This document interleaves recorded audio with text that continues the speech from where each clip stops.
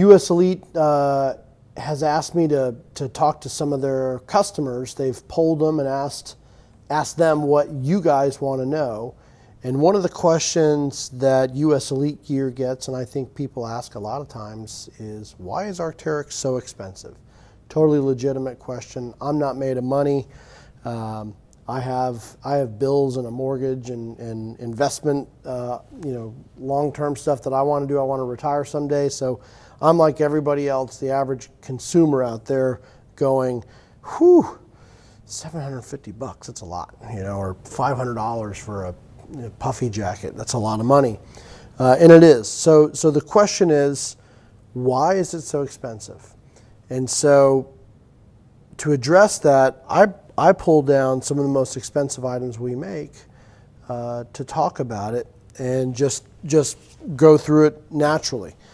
So no matter if I'm talking about a gore-tex rain jacket that's 100% waterproof, or one of these big, super puffy, ultra warm cold weather jackets, or some of the other products, the backpacks or whatever that we make, there are three things that are consistent throughout in each of these products.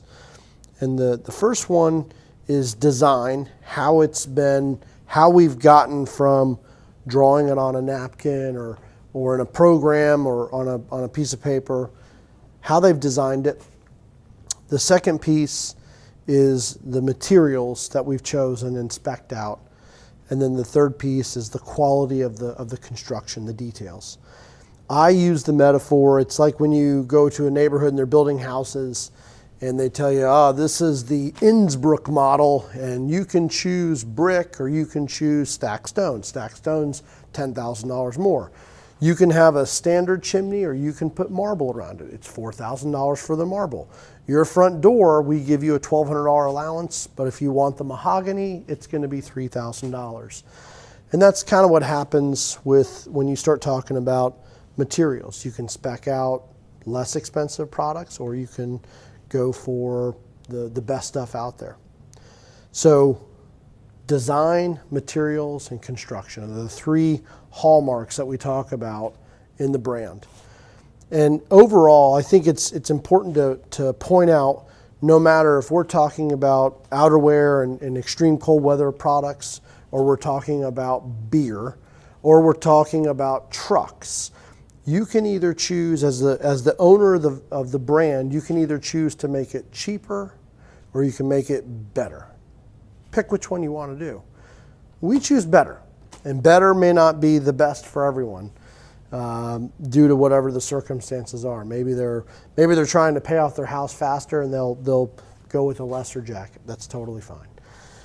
But when we start talking about these jackets and this outerwear and the backpacks and all the products that Arc'teryx makes, we focus on three things: design, material, and construction quality.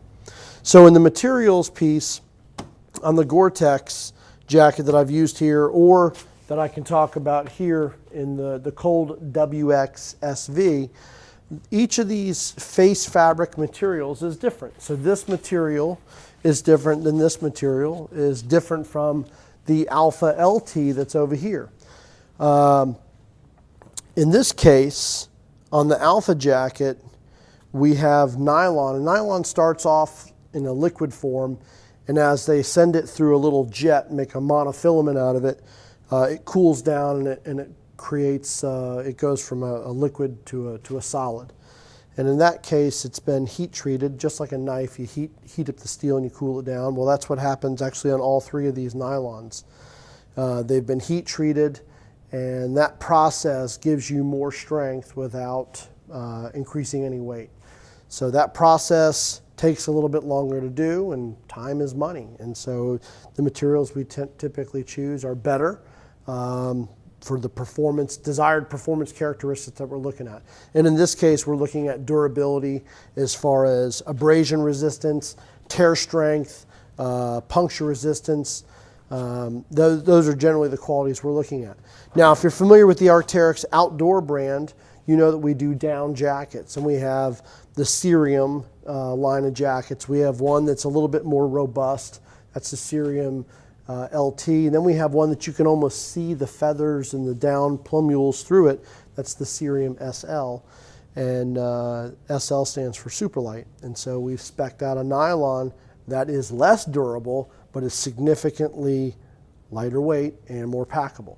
So depending on the desired choice of the jacket, we spec out the appropriate material, and we custom have those made custom for us. So in the case of the Alpha jacket, the traditional Leaf Alpha jacket, it's a more robust nylon that's got this heat treatment to it.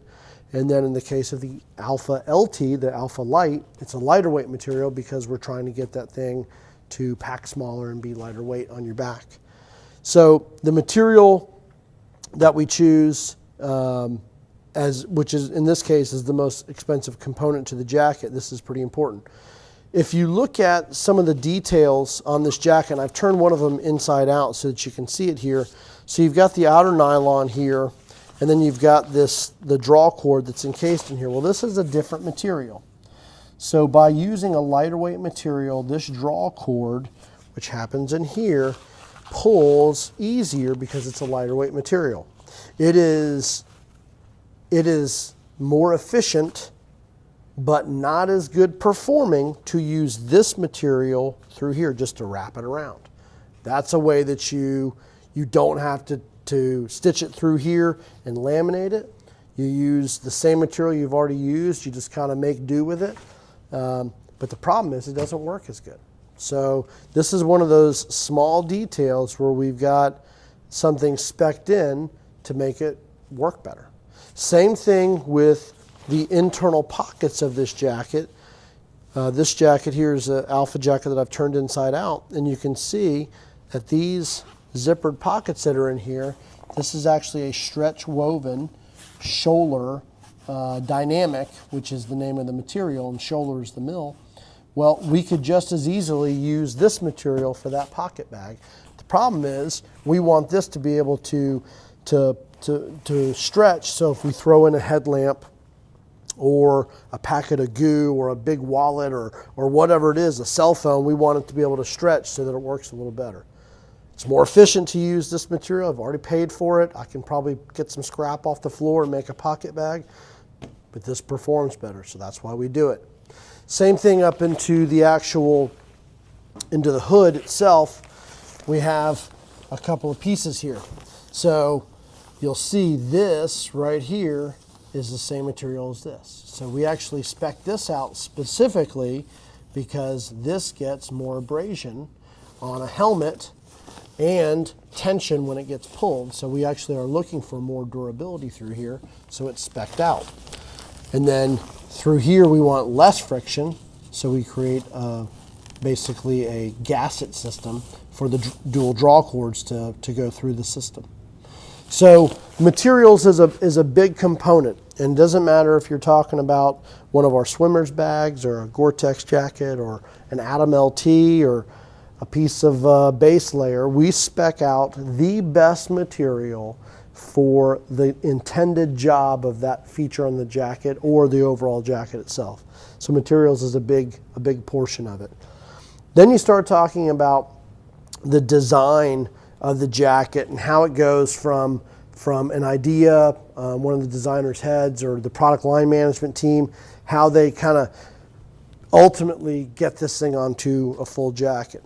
So design pieces, you'll look at it, and it's kind of one of the smart things where you have kind of these aha moments, like, man, somebody was really thinking about this. So in the case of a Gore-Tex jacket, you'll notice that there are no pockets down here, and that's because when I put my hip belt on, if I'm walking in the rain with this thing, I can't put my hands in my pockets. So we move them up here. We call them chicken wings. We move them up here so that I can have my waistband and my pack closed and my pack on, but keep my hands in my pockets while I'm walking through the rain. Small detail.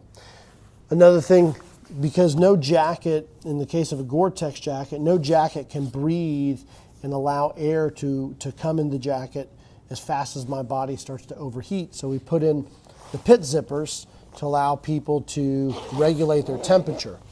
And the pit zippers just allow you to open the jacket without rain getting in. assuming you're not riding this thing on a motorcycle in the pouring rain.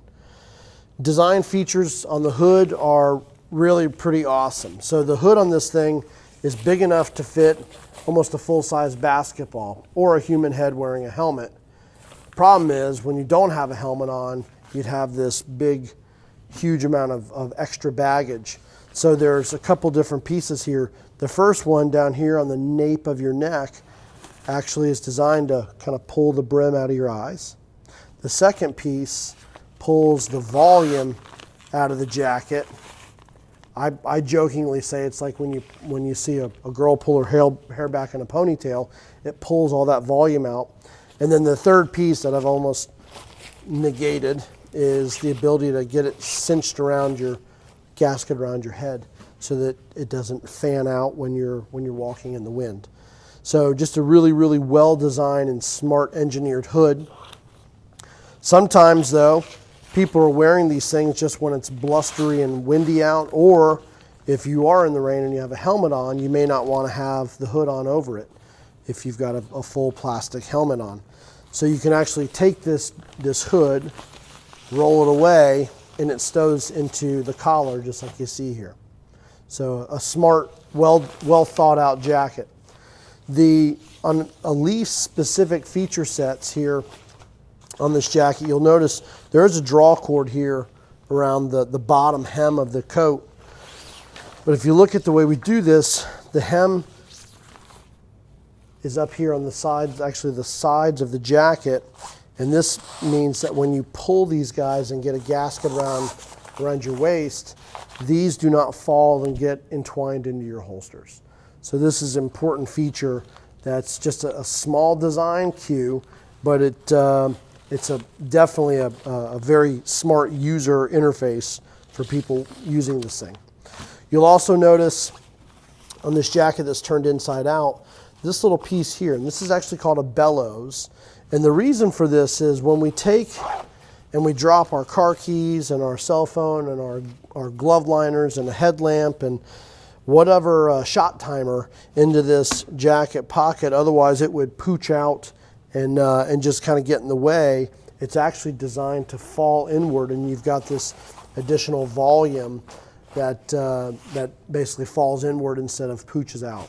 So again, just a very small detail, but one of those, aha, man, those guys were really thinking really well. If you look here, another detail on this little micro fleece protects your chin and your lower lip from your zipper slider, and it's just a small micro fleece backing, and it's laminated, and it's just a super comfortable way to deal with what would be an uncomfortable and cold and maybe frozen zipper. So lastly, then we talk about construction, and we talk about the quality of that construction, the craftsmanship that goes into it. So a couple things. You'll notice on this jacket that's turned inside out, you can see the seams where it's been taped over. And this right here is the interior of this seam right here on this jacket. So what's going on here is you've brought two pieces of fabric together, turned them inside out, or turned them together, and then a stitch line happens on the inside. So we've now punched holes in gore-tex when we do that. So this seam tape gets applied by hand, and this little ridge that you see here is where the seam tape, or the seam, has created a little bump in there. And so normal seam tape on most gore-tex jackets is 1 inch, and this is 17 millimeters, I think.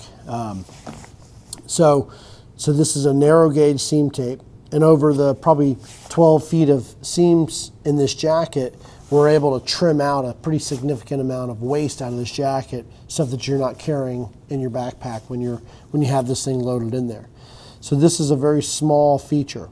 You'll notice that these pocket liners or pocket bags that I talked about on the inside, these have actually been laminated to the jacket, not been stitched. And it's just, it makes it just a little bit more comfortable, a little more pliable than if it had been stitched down. Quality of the construction. If you look at the pit zippers in this jacket, first of all, I'm going to contrast the interior and the exterior. So this is what they look like together. So we've got the exterior view of the pit zip. This has actually been laminated into the jacket, and then this has been reinforced here, and it basically just gives it a little bit more strength. By not stitching this down and then having to put seam tape on, we've made it more pliable. So you can see where the seam tape is right there. So that's what I'm touching. So back in the old days, before we figured out how to laminate these in, we would stitch the pit zips down and then tape on top of that, and that firm area was out to about right here. So by being able to laminate this in, we've eliminated 2 points of seam tape. We made the jacket a little bit lighter, and it also is less stiff underneath your arm, so it doesn't feel like you have crutches under your arm. So it's a small detail. So another construction thing that is not readily apparent, but so the zippers on this jacket, like I talked about in the pit zips, these have all been laminated in. You can actually see the lamination on the hood as well, where there's a draw cord in there, but it's been laminated.